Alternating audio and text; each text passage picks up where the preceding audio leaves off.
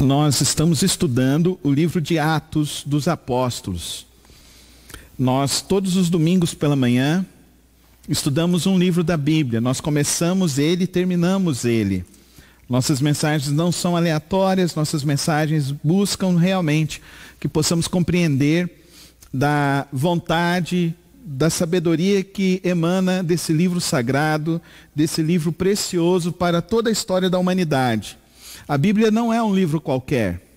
A Bíblia não é um livro de meros pensamentos. Ao contrário, a Bíblia é inspirada por Deus. O Senhor, o nosso Deus, deu inspiração aos homens que escreveram. Mais de 40 homens escreveram os livros da Bíblia. Levou mais de 1.200 anos para que este livro fosse escrito. E vários estudiosos tentaram então refutar esses estudos, esses ensinos, tentaram encontrar maneiras que ela pudesse se contradizer. Diversos filósofos, diversos estudiosos, mas a Bíblia, além dela ser inspirada, ela é inerrante, ela não contém um erro. Ao contrário, a palavra de Deus nos diz que ela é um produto que nos faz a transformar cada homem, cada mulher a viver o seu melhor. O salmista no capítulo 1, ele diz assim no seu primeiro salmo, ele diz que seremos como árvores plantadas juntos a ribeiros de água e daremos o nosso fruto no tempo certo se nós meditarmos no livro, na palavra de Deus de dia e de noite. Por isso que aqui em nossa igreja nós estudamos a palavra de Deus e estudamos livro por livro.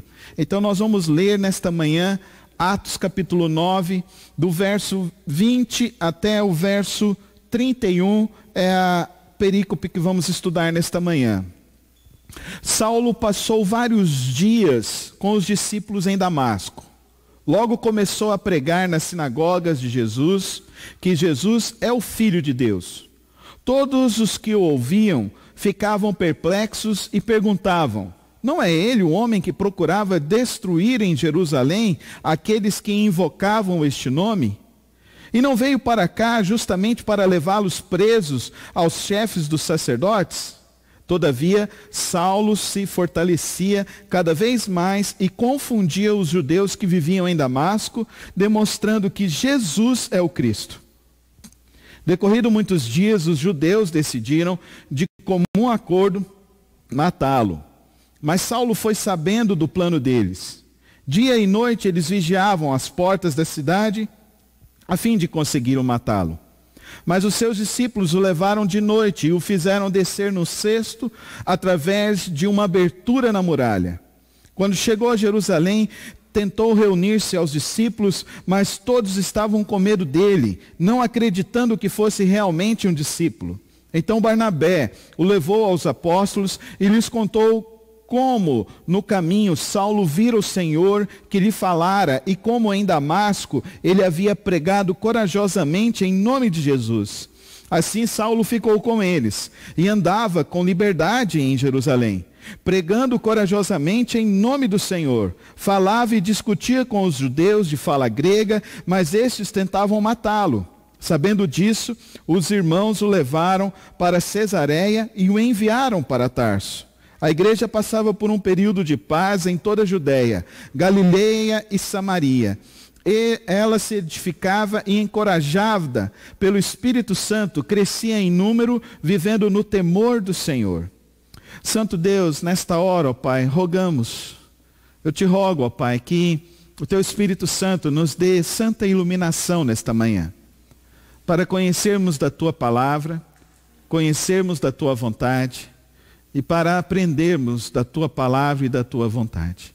Tenha liberdade, ó Deus, de nos usar para que possamos ouvir da Tua voz nesta manhã, em nome de Jesus. Amém. A mensagem central da Bíblia é uma só. A mensagem central da Bíblia, Paulo declarou: Jesus é o Cristo. É uma expressão muito pequena, mas muito profunda. Hoje, nós temos diversos tipos de evangelhos. Hoje, nós temos diversos tipos de propostas para se seguir a Cristo Jesus. Mas a mensagem fundamental e essencial dessa perícope que nós estamos lendo nesta manhã é que Jesus é o Cristo. O que isso significa? O que isso representa? O que isso faz na vida do ser humano?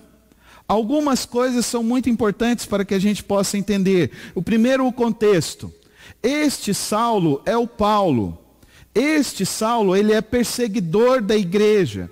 Este Saulo, ele entrava nas reuniões, pegava os homens e os matava na frente das suas esposas. Pegava as mulheres e as matava em frente de seus filhos. Este Saulo é um fariseu dos fariseus, era um homem muito bem preparado.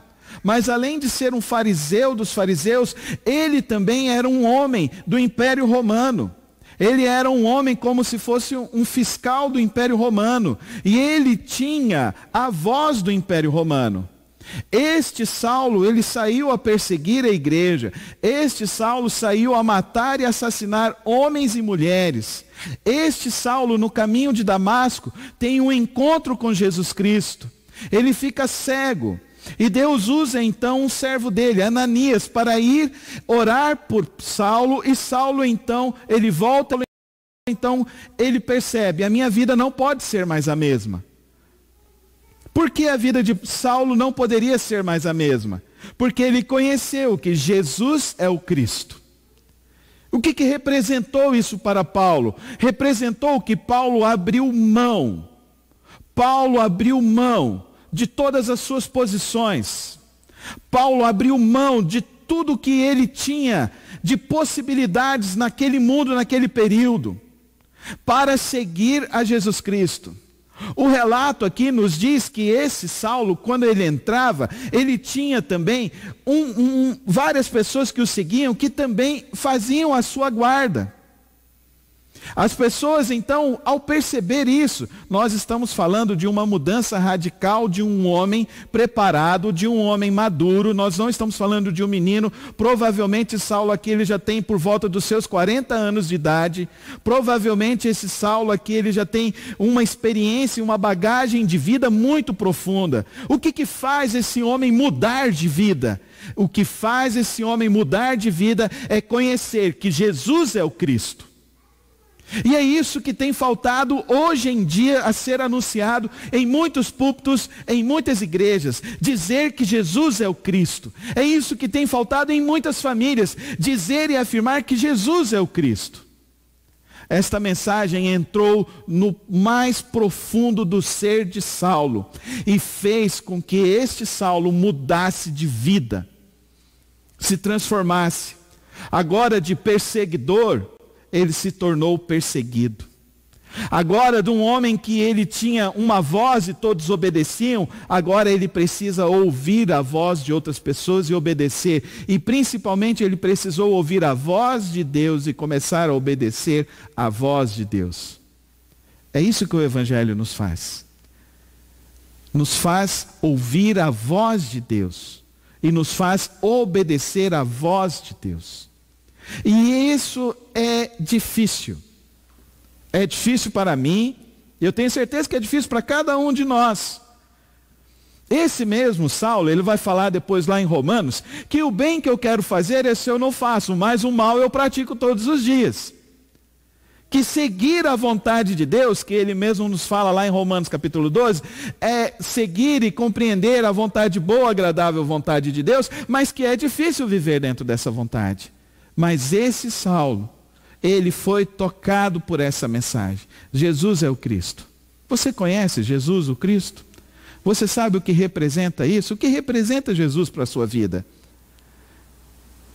Você reconhece que existiu realmente essa figura histórica? Essa figura que os ensinos dele, ninguém consegue refutar. Mas ao contrário, vários e vários filósofos hoje em dia dizem dos ensinos de Jesus. Dizem que se você quiser ter uma vida boa, você precisa aprender a amar o teu próximo. Os ensinos dele, que ele diz que se nós tivermos fé do tamanho de um grão de mostarda, nós conseguimos fazer proezas. Que aquilo que representa ser impossível para nós, Para Deus não é impossível. E até mesmo as pessoas que são até os mais ateus que eu já conheci, até eles reconhecem que existe algo nesta natureza, nesta existência, de algum ser fora a concepção que nós temos, que ele intervém na vida das pessoas, porque existem muitos fatos que até mesmo hoje a ciência não consegue explicar, e que nós dizemos que é a mão de Deus, que é o agir de Deus, como por exemplo aconteceu na minha casa, comigo, com a minha esposa. Quando a minha esposa foi desenganada e falaram para mim, olha, Carlos, nós vamos tentar salvar a Soraya, mas as possibilidades é 50% de perdermos a sua filha e perdermos a Soraya. E eu disse para a médica, o que é impossível para mim e para você, não é impossível para o Deus a quem eu sirvo. E hoje a minha filha tem 12 anos. Esse é o Deus a quem eu sirvo. É esse Deus que eu conheci. É esse Deus que mudou a vida de Saulo. Agora, Saulo conheceu e ele declarou, Jesus é o Cristo. O que significa isso? Eu e você precisamos ter entendimento sobre isso. Quando ele fala de Cristo, ele está falando de Messias. Quando ele fala de Messias, ele está falando de uma promessa para os israelitas. Quando ele fala de um Messias, de um Cristo, ele está falando de um Messias, de um Cristo que seria um rei. Que eles estão pensando que vai vir aquele rei que é a figura de Davi. E nós sabemos que o Davi, que os judeus conheceram, foi o maior rei de todo o povo de Israel. Foi o rei que venceu mais de 150 batalhas. Foi o rei que venceu o gigante Golias. Foi o rei que dobrou todos os impérios que estavam ao redor ali de Israel, todos eles foram dobrados aos pés de Davi. Então quando eles estão pensando em Jesus, o Cristo, eles estão pensando um Jesus que vai vir com poder, que vai vir com uma espada, que será um lutador e um batalhador. Mas o que vem é o Jesus. O Cristo que eles estão esperando é como Davi, mas o que vem é Jesus. E quem é o Jesus que veio?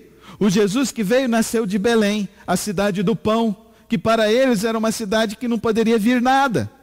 Que cresceu em Nazaré, e Nazaré não tinha nada. Até hoje os arqueólogos tentam encontrar a cidade de Nazaré, de tão insignificante que era a cidade de Nazaré. Ele nasceu simplesmente num lar aonde a mãe dele, Maria, estava somente prometida para José, não estava nem casada. E José, a pena para aquela mocinha, Maria, era a morte, era para ser apedrejada. Mas José recebe a visitação de um anjo, e assim então José assume Maria. Então nasce Jesus. Jesus nasce aonde? Foi na melhor maternidade? Não, ele nasceu numa estrebaria. Ele teve uma vida simples. Ele não escreveu nenhum livro. Não existe uma pena de Jesus, nem um de seus escritos, mas é o personagem da história que mais se tem livros escritos por ele. Ele andava com pessoas simples, com pescadores, e com esses 12 homens, ele transformou o mundo. Ele derrubou um império, o maior império, o Império Romano. Ele transformou a vida. Há 2000 anos atrás, o mundo foi transformado e foi dividido entre antes de Cristo e depois de Cristo. Este Saulo conheceu esse Jesus. O Jesus sem posses, mas de profunda sabedoria. O Jesus sem exércitos, mas com homens e mulheres com coração totalmente voluntarioso a fazer uma diferença na vida humana. E fizeram uma diferença na vida humana. Eles dobraram o Império Romano. Você já parou para pensar no que significa isso? Depois de Jesus, 300 anos depois, um imperador romano se dobrou a Jesus e confessou que Jesus era o Cristo e que ele não era mais Deus, porque todos os imperadores de Roma se julgavam Deus. E um próprio império se dobrou. quando Saulo está dizendo Jesus é o Cristo, ele tem em mente e ele conhece que esse Jesus Cristo, ele é capaz de fazer mudanças na vida humana. Ele fez na minha. Quando eu o conheci, eu tinha 9 anos de idade, Amarildo. Eu aceitei Jesus e meu pai não me deixou batizar, você acredita? No outro ano eu tentei me batizar, meu pai também não deixou eu batizar. Só com 11 anos, viu, Divino? Com 11 anos que eu fui me batizar, 2 anos insistindo. Aí meu pai virou e falou para minha mãe assim: eu acho que esse menino é convertido mesmo, ele deve amar Jesus, porque ele não desistiu desse negócio. E eu me batizei. E eu me lembro da pergunta do pastor, quando foi para o meu batismo, ele me perguntou assim: por que você quer se batizar? E eu disse para ele: porque Jesus é o meu único e suficiente Salvador. O que isso significou para mim? O que isso significa para mim? O que tem significado para você seguir Jesus? Perceba que eu não estou falando nada de religião. Se tem uma coisa que eu tenho nojo, se chama religião. Se tem uma coisa que eu detesto, é espírito religioso. Eu quero ficar longe dessas coisas. Mas eu quero que você seja apaixonado por Jesus Cristo. Eu quero que você conheça esse Jesus. Eu quero que você conheça o Jesus que tocou a vida de Saulo, e Saulo mudou a vida. E Saulo se transformou numa pessoa diferente.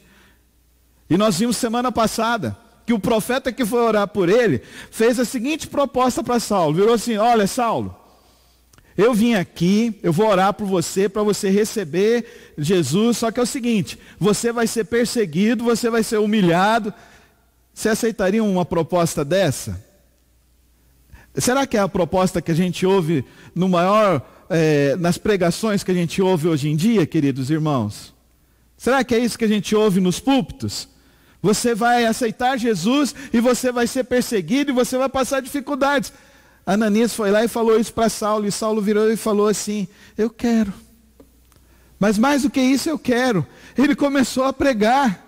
Ele começou a entender da promessa de Deus. A promessa de Deus para a minha vida, para a nossa família, para este mundo. O que este mundo precisa é de homens e mulheres que tenham Jesus como Cristo. Que creiam na promessa de Deus, que Jesus é a promessa de Deus. Porque quando cremos que Jesus é a promessa de Deus, quando cremos que Jesus é o Rei dos Reis, quando cremos que Jesus morreu naquela cruz do Calvário pelas nossas vidas, quando Ele derramou o seu sangue inocente por nós, foi para nos dar a garantia de uma vida eterna, de perdão para as nossas almas, de paz para o nosso coração, de esperança para o nosso amanhã, porque Ele morreu, mas ao terceiro dia Ele ressuscitou. Esses dias estão mostrando para nós somente uma coisa, querido irmão e querida irmã: Ele está voltando. E quando Ele voltar, Ele quer encontrar aqueles que declaram: Jesus é o Cristo. Ele quer encontrar aqueles que dizem: Jesus é o meu Cristo. Eu vivo para esse Jesus. Eu amo esse Jesus. O que Paulo fez então? Deixou de matar para pregar. Deixou de viver uma vida egoísta, mesquinha, para viver uma vida de doação. Abriu mão de todos os seus títulos para ter um título só. Agora ele deixou de ser Saulo. A próxima vez que nós formos ler a história aqui em Atos, ele não vai ser mais Saulo. Ele vai ser Paulo. Porque Jesus mudou a vida dele. Então, 3 lições sobre essa frase: Jesus é o Cristo. A primeira delas, querido irmão, creia nisso. Primeira lição: creia. É Jesus que é o Cristo. Jesus que é a solução para a minha vida, para a tua vida. É Ele. Ele que é a promessa de Deus. Ele que é a esperança para as nossas vidas. Ele que é o verdadeiro amor. Ele que é o verdadeiro exemplo. Não se mire em homens, se mire em Jesus Cristo. A segunda lição desse texto: torne Cristo ser propósito de vida. Torne Jesus Cristo o teu propósito de vida. O que isso significa? Significa que você precisa viver para Ele. Fazer o que Ele quer. E o que Ele quer? Pastor, eu não sei qual é a vontade de Deus. É simples. Viva uma vida honesta, íntegra. Viva uma vida de amor, de doação. Viva uma vida para o outro. Faça como Jesus, que se doou para o outro, se entregou para o outro. É simples. Vocês perceberam que até agora eu não falei nada de religião? Terceiro, Djalma, terceira lição dessa manhã, desse texto. Creia nessa verdade, torne Cristo o teu propósito de vida. E por último, queridos irmãos, aqui diz algo fantástico. Ela se dedicava e, encorajada pelo Espírito Santo, crescia em número, vivendo no temor do Senhor. Eu acho isso maravilhoso. Muitas pessoas me perguntam: pastor, o que é ter abundância? Você já se fez essa pergunta? O que é ter abundância? Talvez para algumas pessoas seja eu ter o meu primeiro milhão. Para outros já seja, eu quero ter meus 50 milhões. Talvez para outros seja viajar, conhecer o mundo. O que tem sido abundância? Abundância, segundo Jesus Cristo, é uma coisa só: conhecer a Deus, amar a Deus e desfrutar da companhia de Deus todos os dias de nossas vidas. Fica tranquilo, Humberto, deixa eles correr. Deixa eles correr. Se quiser subir aqui, pode subir, né, Adriano? Eu fico feliz. Para mim é os passos de Jesus aqui entre nós, sabia? Eles andando aqui, correndo assim. Não é gostoso ouvir essas pegadinhas? Eu tenho saudade das minhas pequenas. Elas corriam para cá. Fica tranquilo, Larsa. Deixa ela à vontade. É o perfeito louvor a Deus. Nessa manhã eu espero que a palavra de Deus tenha falado com você. Eu espero que nessa manhã você tenha se encontrado com Jesus. Eu espero que nessa manhã, e a minha oração é que você comece a crer em Jesus. Que você tenha Cristo como propósito da tua vida. E que você saiba que a verdadeira abundância é em Jesus Cristo. Feche os teus olhos. Eu quero orar por nós nesse momento. E confiarmos em Jesus. Faz essa oração hoje e fala: Senhor, eu quero confiar em Ti como Saulo confiou. Eu quero viver para Ti como Saulo começou a viver. Eu quero ter a alegria do Teu Espírito como Saulo começou a ter, e aqueles irmãos do passado começaram a ter a alegria do Teu Espírito. É a Jesus Cristo. Ele é o Cristo. Ele é a nossa promessa. Ele é a nossa salvação. Ele é a nossa esperança. Ele é o nosso amor. Por isso, Pai, toma as nossas vidas em Tuas mãos nessa hora.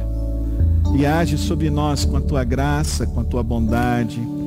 E age sobre nós, ó Deus, derramando sobre nós o Teu querer, derramando sobre nós a Tua vontade. E nos leve ao centro da Tua vontade. Eu quero Te agradecer, ó Pai Celeste, por esta palavra que é tão profunda, ó Pai. É tão pequena, são 3 palavras, mas que são tão profundas. E que nós possamos sair daqui vivendo estas palavras. Jesus é o Cristo. O Teu Filho é o nosso Cristo. O Teu Filho é a nossa esperança. O Teu Filho é a nossa salvação. E por isso confiamos em Ti, Senhor. Toma as nossas vidas em Tuas mãos nesta hora, em nome de Jesus. Amém, amém.